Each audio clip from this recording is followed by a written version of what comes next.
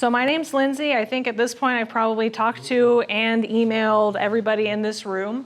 I'm the volunteer programs coordinator. I work for DEM and the sheriff's office. They both kind of share me.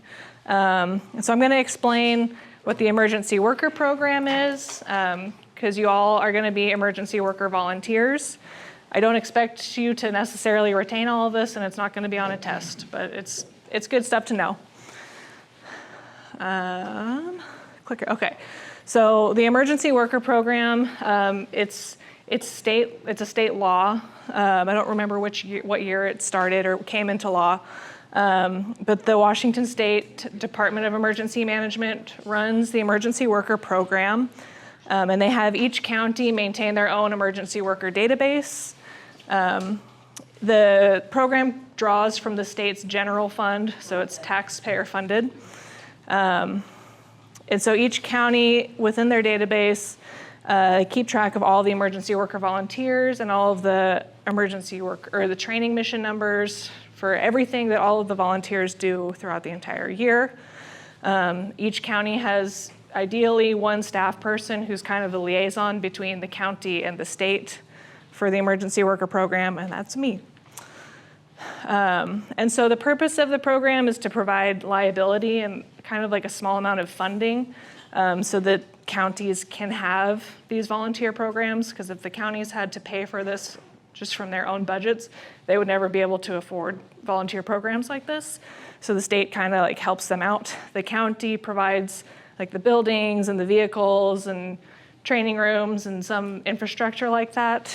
And then the state provides like liability insurance and reimbursement funds if any of you have property damage or medical expenses that occur from something that happened on a mission.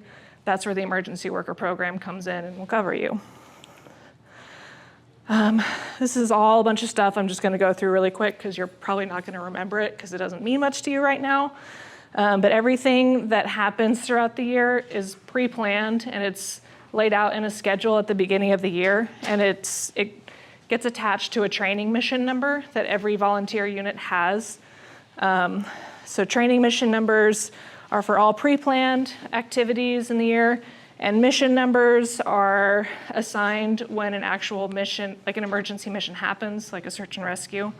But it can be other things too, like a flood or some kind of big incident or emergency.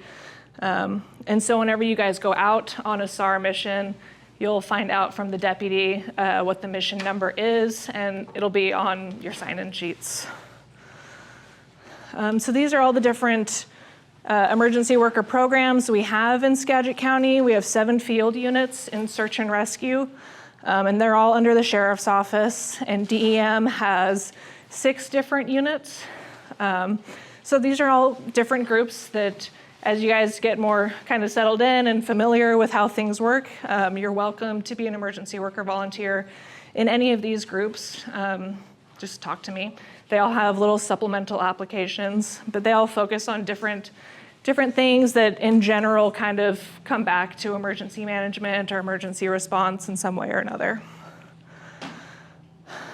All of our volunteer units have been used for short-term and long-term responses, whether it's a SAR mission, flood response, pandemic response, even like first aid booths and outreach events.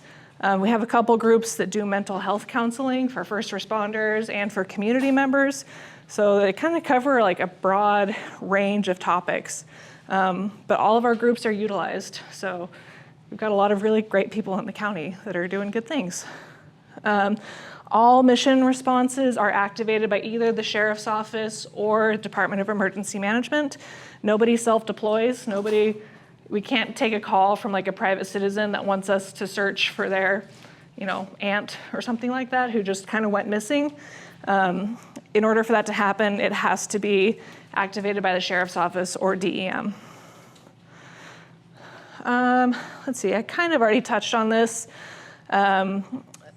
The state provides funding that kind of covers liability insurance and reimbursement funds, whereas the county provides like infrastructure and some staffing to help these programs run.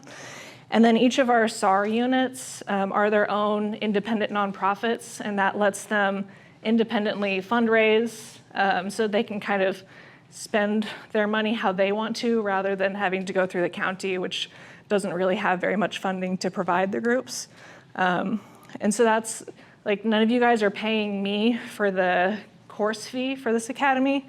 It goes into the Ground SAR nonprofit fund, and that's how they're able to afford to put on these kinds of classes.